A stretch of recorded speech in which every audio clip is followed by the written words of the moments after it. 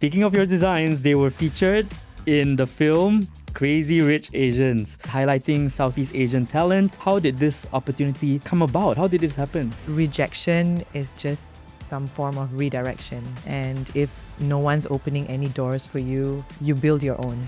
When I design, I always have the woman in mind. Always think about her energy, her aura, where she wants to be, who she wants to be, where she wants to go. The design shouldn't overpower the woman. Right. The design should empower her.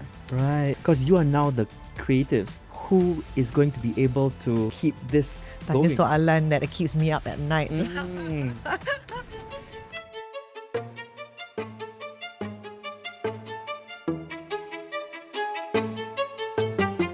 Today's episode features someone who is amazingly talented. She is a fashion designer. Her name, you probably know already, is Alia Bastamam. Thank you for joining us. Thank you for having me. I'm so excited.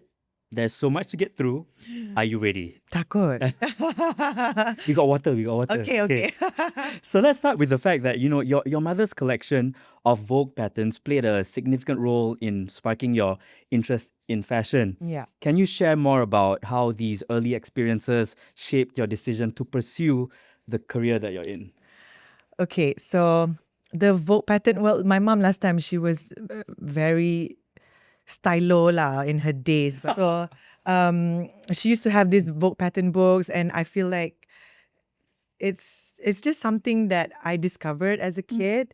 I used to trace the lines. I used to imagine the pieces together. I was very crafty as a kid. So in a way that Vogue Patterns book, it made fashion tangible for me. It wasn't just, something imaginative could also be something. And I would see her take the Vogue pattern books, go to the auntie tailor, and she would tell the tailor how she wanted it. Right. And we would go fabric shopping. And that kind of sparked my interest in fashion. Right. Although now when I see her making her own baju, I'm like, okay, macam, why can't you just ask me to make baju for you? But she doesn't want to trouble me. Right. Is it the Asian mother way of saying, don't, but actually... I don't need you, like that kind of thing. Like, macam, it's okay. Like, I just make my own things or whatever. But Right. that Vogue Patterns book was an inspiration for me, and it was kind of like a secret language that I learned when I was a kid. Just drawing, tracing, and yeah. You say you were a very crafty child. Not crafty child, but you loved craft. I love right? craft. Yeah. So was this like the outlet that you were looking for because you were trying different things initially, and this became the outlet that you leaned on ultimately? Well, my mom was crafty. My grandmother was crafty. I learned sewing from them. And my mom was a very Asian mom. And she would be like, okay, I'll get you a Barbie doll and like this set of baju for her. But that's the only baju she will get. Oh. No So more one buying baju. baju. Yeah. So like I learned how to sew, and I was very resourceful because I tak tahan. Like, kesian my Barbie doll. Ada satu je baju. Like she, So I would learn how to stitch and sew and do all those kind of things. Right. Yeah. And how old were you then when this was I was happening? like 7 or 8, and she would buy me tools to make them. Yeah. Like she would buy me a knitting tool. So like one time my Barbie doll had like fully knitted baju, and it's not even winter in Malaysia, she like winter hat lah, whatever. So I was very crafty. Right. Fashion first and a utility later. Yeah. Yeah. Yeah. So, you grew up in Subang Jaya, right? Yes. How did your local environment and culture influence your design sensibilities and the ethos of your brand? In the early days of Subang, I feel like,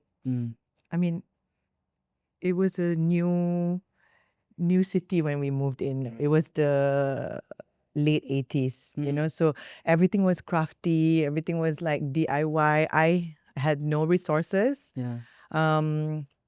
Going back to the Asian strict mom also, like resources were very low. Like you had to make do with whatever you had.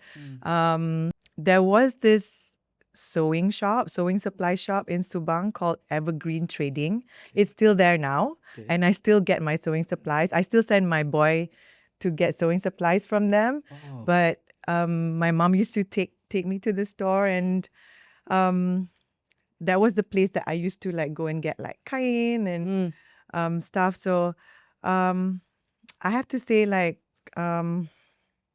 everything I did when I was young back then is experimental and reworked, and I guess that kind of shaped my design style. If you see my draping design, it's very nonchalant. It's very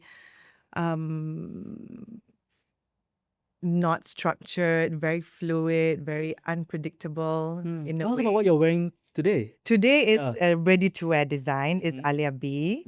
But it's old. It's like 2 years ago, 3 years ago punya baju. You would never have guessed it though, because it looks as good on you now as if it was just made yesterday, Thank you. right? And it's very comfortable. So Yeah.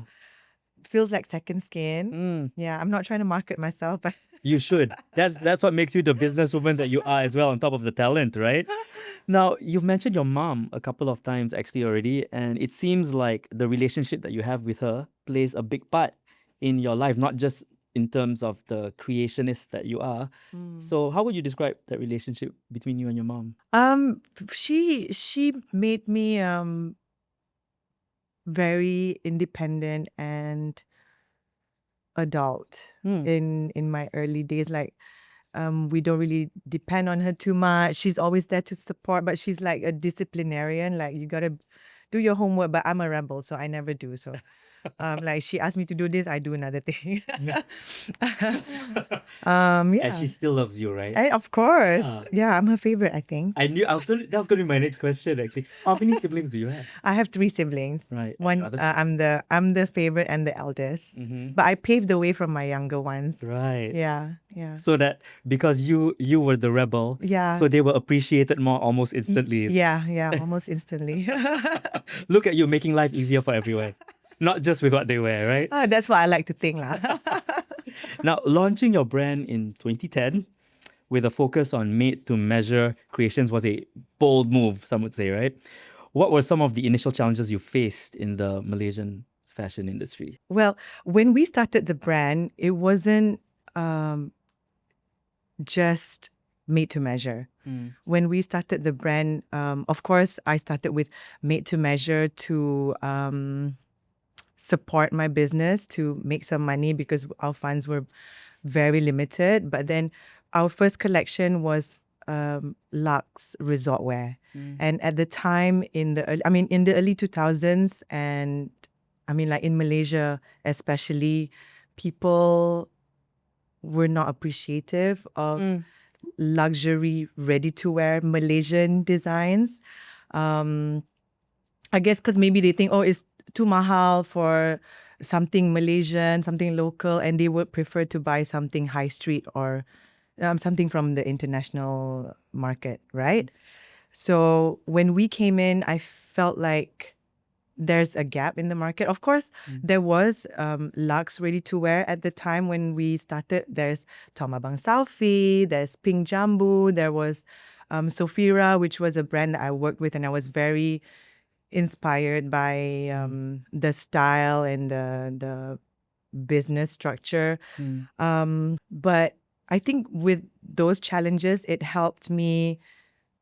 I mean, it kind of gave room for me to carve out and shape my kind of aesthetic to show people that luxe ready to wear is approachable, sellable, and definitely wearable. Yeah, and now being where you are now, do you feel like there was something that made a difference along the way when it came to those challenges?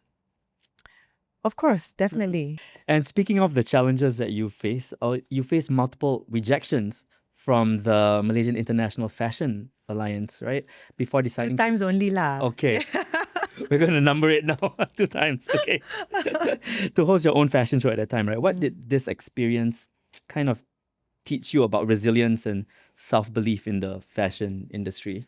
When we applied for not just me, for other shows. Yeah, we were rejected mainly, I think, because they didn't know who we were, and of course the brand was really new. We were like 1 year old. Siapa lah dia ni kan? Like don't know. They don't know if we could put out a show and stuff like that. So when that happened, it taught me and my team to turn back to ourselves. I mean, rejection is just some form of redirection, we would say. And if no one's opening any doors for you, you build your own. Right. And I think from there we just went on and did our own show, and that was the most liberating feeling ever. And then we realized after we did our own show, of course we had help from friends and good friends that were already in the fashion industry. Of course we had help, but making that one solo show happen was very liberating, and it made us realize that we don't need permission from anyone to want to do what we want to do. Just get up and do it, and try and do with whatever resources that we have, and work day and night and just make it happen. Right. How important are like the people around you during that time? How important was it to have a support system? Very, I mean, until today, like I still do think about those people that really helped us get the brand off the ground. And we had very supportive friends who I think they loved my designs also. That's because why they bought. But I mean, we had friends that were gonna get married and didn't even know if I could make I think they knew that I can make a wedding dress, but they can afford another established designer to make their wedding dress. But they actually supported me and say, hey, I want you to make my wedding dress. And I'm like, are you sure? Are you sure you don't want to make with so-and-so, So, no, I want you to make my wedding dress. So support from friends from the very beginning was, I would never forget that. To have people have faith in you Yeah. when even you haven't proven in that sense that you to earn that faith from them yet. It's not just faith in me, but we started the company, the four of us, me, Shamin, Jimmy, and Shah. We grew up together. I've known these people since I was like 18 years old after high school. And we started the business together, and for them to also believe in my talents, to also put their work and energy into the company, and we started it together. It's amazing. What are some of the best compliments you've received about what you do for a living? What have people said to you? Well, recently there was someone who said to me that, Alia, I know that you obviously love women because it speaks through your designs. Right. And so that's it. Right. Yeah. So that's a woman sharing with you. That's a woman sharing with me, and I think it's good that I can make a woman feel a certain way, because I just want my designs to translate into not just making you look fabulous, but it's a feeling that she gets when she wears my clothes. Right. Comfort is number one, because we do so many things in our lives every day. We want to move, but we want to still look fabulous. We don't want to sweat in our armpits and and still look presentable, sit comfortably, and that's the most important thing for me. You exude everything that you just said, actually, wearing what you're wearing right now, right? Speaking of your designs, they were featured in the film Crazy Rich Asians, right? Highlighting Southeast Asian talent on a global scale. How did this opportunity come about? How did this happen? That was I was very lucky. It came through a stylist, Andrea Wong, and also a friend from the production. And Andrea Wong has been following our brand for a very long time, and she is a true supporter of Malaysian designers, Asian designers as well. And having a collective of Southeast Asian designers in the movie is already such a big win Right. for us. Yeah. And I'm just so happy to be part of it. Right. How did it affect your brand's international recognition to have been a part of the film? I guess we did get a lot of coverage. Yeah. Yeah. Yeah. Yeah. Do people bring it up a lot now? Like, like I just did? Actually, I'm not sure if many people know. All right. We need to let them know then. Yeah. Because it's definitely very, very I'm not cool. sure if many Yeah. people know that our bajus were in Crazy Rich Asians because they had many brands, many not just our bajus on Crazy Rich Asians. Well, we are letting people know right now that Alia Bastamam's fantastic designs are included in Crazy Rich Asians. Okay, that was. Thank you. You can make that like a little cell there.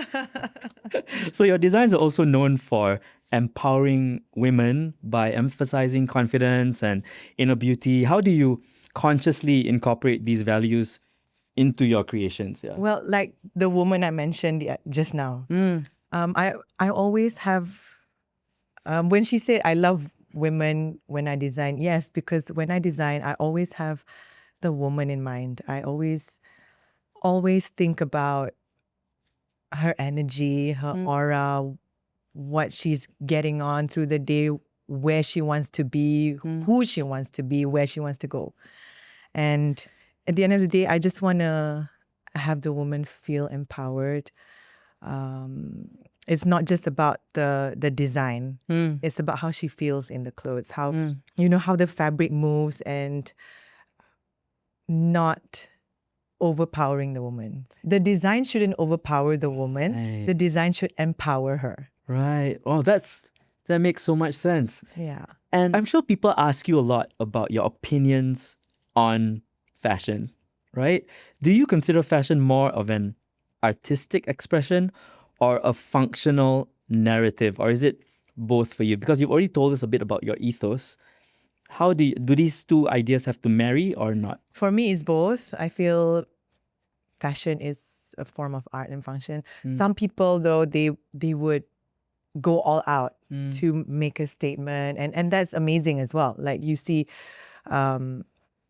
fashion personalities that really go from the shoes, the baju, the makeup, the hair, and like you can barely move, but it's an art. Like It they makes look, a statement it in makes that us- way. Yeah, right? in that way. But for me, of course, fashion is art, and art has to move you, but it also has to function and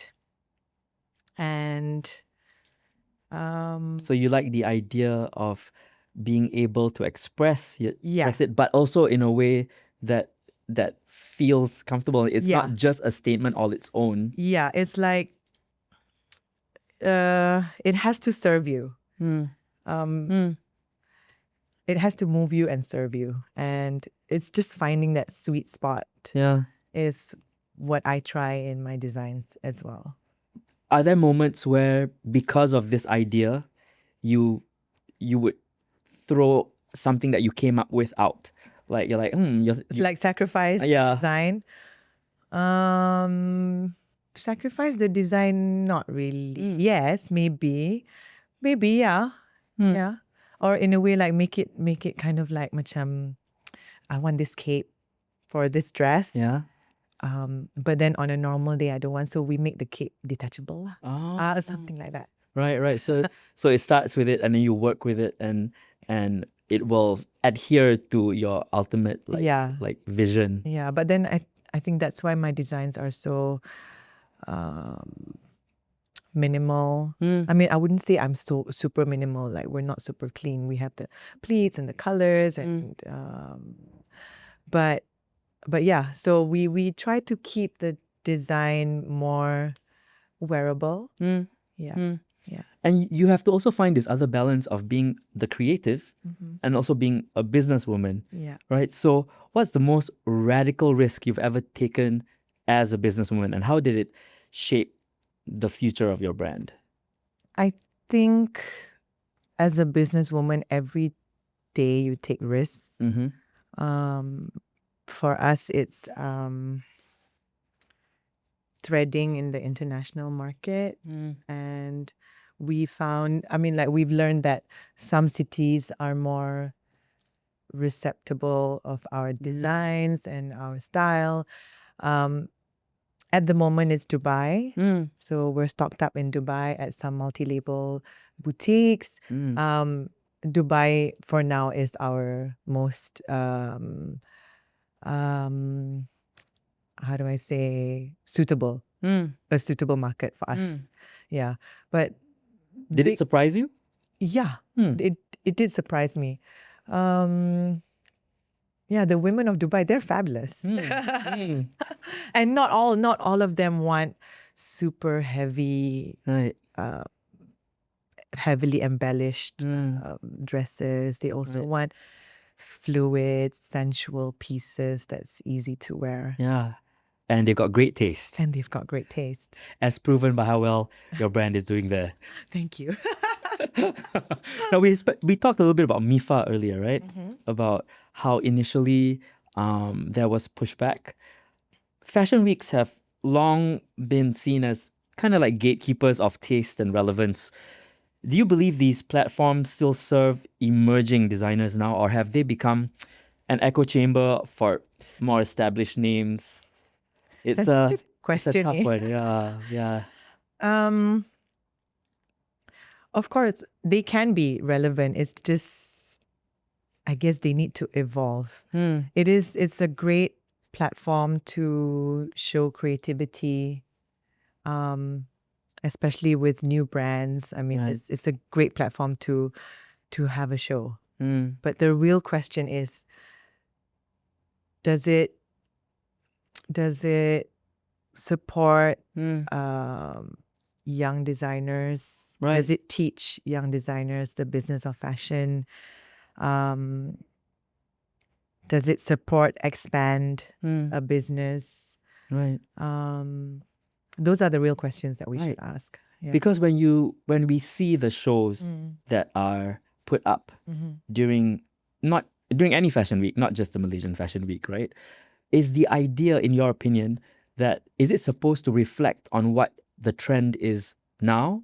Or is it supposed to show what's coming up next? Or is it supposed to show what the future could be? What is the point of it? Or is it all of the above, in your opinion? No, I guess,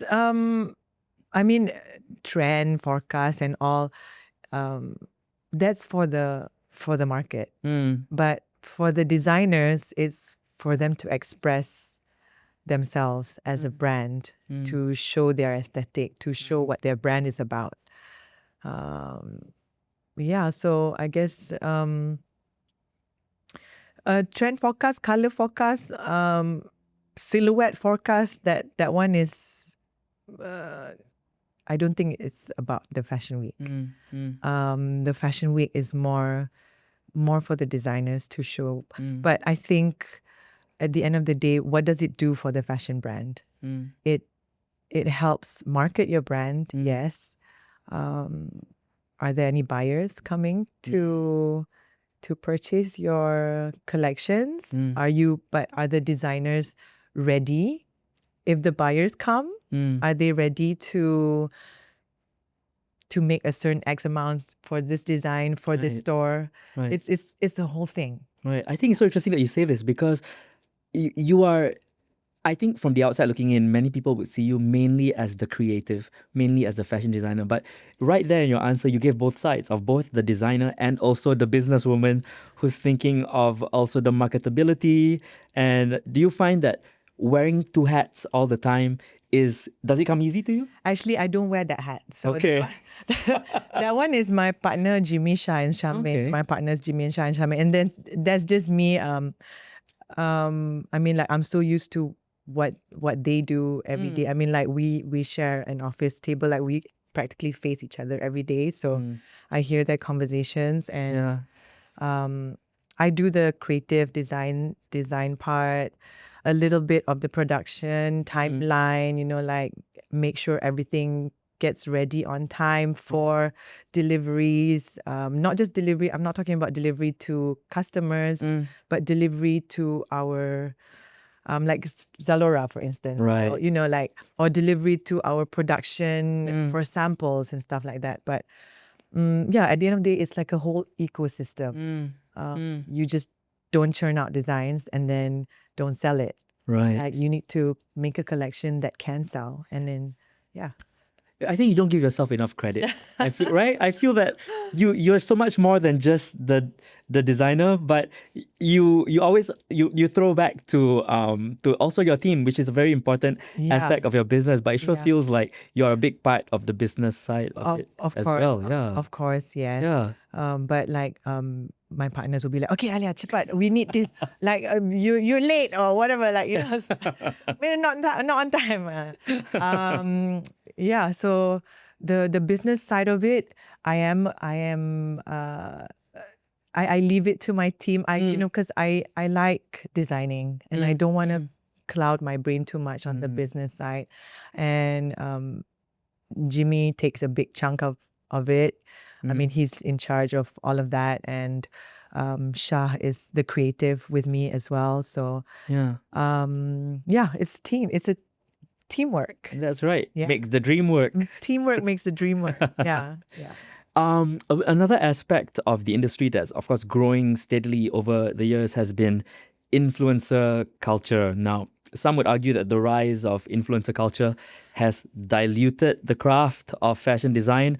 How do you view this balance between visibility, virality, and actual design integrity? Okay. Actual design integrity. Mm, Okay. Virality, I mean, influencer culture kind of like virality obviously helps, but influencer culture ni it's not new. It's been around, and we already know virality memang it helps. But like how much effort gets put into that? design is important because virality fades in a day. It's there's like a space for both influencer and designer and design. But It can coexist. it can, but just I think designers need to stay true to their craft. Right. Don't just create things for virality. Do you see some of that happening sometimes? Yeah, of course. It's for the even sake. you even see big brands do it. Like kenapa dia buat bag macam tu? You get what I mean? Like why is it suddenly the collection looks like this? Yeah. Almost like pandering to the influencers to pick it up and make it viral. Yeah. And that is something that feels like a Had the person. integrity. Right. Yeah, better you say it than me. As a female entrepreneur in the fashion industry, right? What personal values have guided you through the complexities of balancing creativity with business acumen? We've kind of touched a little bit on this already, but now how do you do this every day? Yeah. Saya bukan businesswoman sebenarnya. I'm just purely creative. Now I am more of a businesswoman. I've learned through the years. Okay, last time when I was designing, I was like, okay, I just design whatever I want to design. And then they like it. They don't like it, whatever. But being in the business for 15 years, and also before that as designers to other brands, after owning my own brand, the money that we put in is ours, and it's hard work, and you gotta stay curious, you gotta stay humble, you gotta listen. Like, number one, listen to your team, listen to your clients, listen to your consumers, listen to the market, and always keep learning. I feel like creativity can exist within structure. So you must have structure, you must have a plan. You must already know what you want to do by end of this year, by next year. With us, it's like that. Right. So we plan ahead what we want to do. So I know already Right. what to do. as a businesswoman. But as a creative, I'm like, my head is like here and there everywhere. And a part of being in a business and being a creative as well involves looking ahead. You've mentioned a little bit about it actually. What are your aspirations for the Alia Bastamam brand and its role in evolving landscape of fashion? I want Alia B and Alia Bastamam to, like you say, Alia B and Alia Bastamam, we have to evolve. We can't just stay stagnant. I want to do so much more, expand the company, expand the product line. At the end of the day, it's just us telling our Southeast Asian story through our designs and making women look fabulous. Yeah, but basically just being recognized in Southeast Asia. Yeah. Try to become a household name. Trying, I think you pretty much you're there, right? Yeah, I don't know. Okay lah. And modest as well. Tak ada lah. I mean, like, we want to expand. We want to do more. We want to expand our product line, maybe do menswear. And, yeah. Do you worry about longevity when it comes to, because you are now the creative, who is going to be able to keep this Tak ada going? soalan that keeps me up at night. Yeah, I do think about it. Of course, we're all getting older. I don't want to keep designing when I'm already 60, right? So, yeah, of course, we want to keep. That's why Alia B and Alia Bastamam needs to evolve, and then we have to expand our product line, get more designers, and then. Is that an issue? Is getting more talent that would be able to carry your brand forward? Is that something that you see being an issue? Yeah, yes, of course, because these young ones, they want to work, they want to learn, and then they leave you, right? So finding also a talent, a designer that really gels and really gets the aesthetic of Alia Bastamam is also another issue. But yeah, I believe that I will find that person or a team. Yeah. We already have a creative team, of course. Right. Yeah, but finding someone that could take over me when I want to retire is, I think, yeah. Like you said, it keeps you up at night. It keeps me up at night, but we'll get there. For the sake of the sleep that you definitely deserve. When I'm 55. Thank you for being so candid with everything that you've been sharing. Now we're going to ask you some rapid fire questions. Oh, okay. Okay. So when it comes to mind, you have to answer. Takut salah. There are no wrong answers. Just, okay, like your brand itself suggests. Relax, je. Okay. Yeah, like the brand. Okay. What do you think is the biggest fashion faux pas? Crocs. No, they came back and like celebrities were wearing them. I'm like, why? No. Again. Okay. First thing you do when you get design block. Think about what I want to wear. Ah. Yeah. But in not a narcissistic way. That's okay. Either way, I think.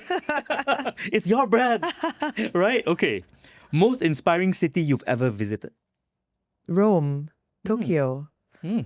Rome because macam very historic, and then I can see like the museums and the ancient sites. It's very inspiring. Right. Tokyo is like the people, like people watching.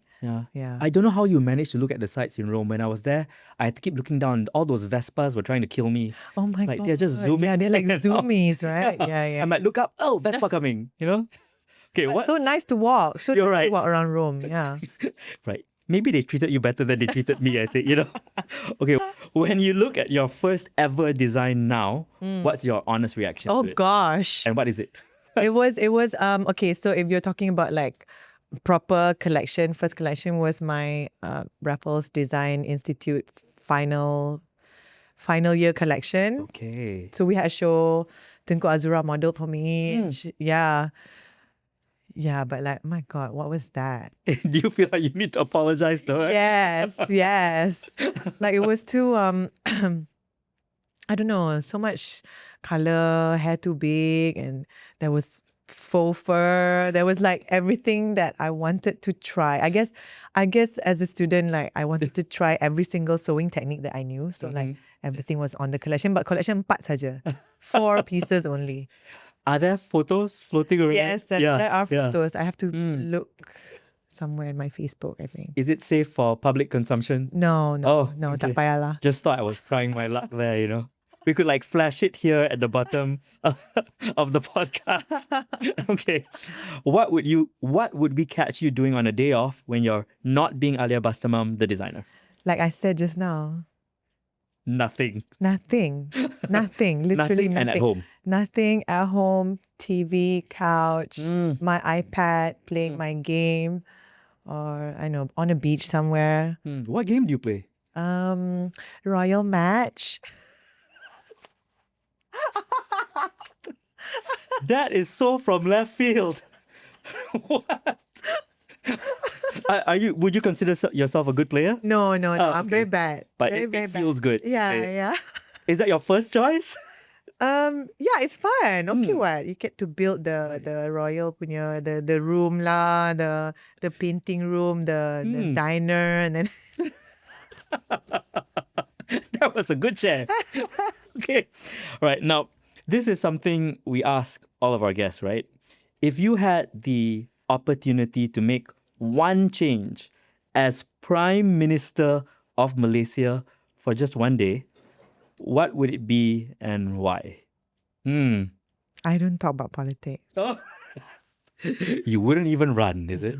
No, I wouldn't even run. Right. Thank you so much, Thank you so Alia Bastamam, for joining us. It's been a very eye-opening conversation. Thank you so much for having me. And we look forward to seeing what happens next. Thank you so much.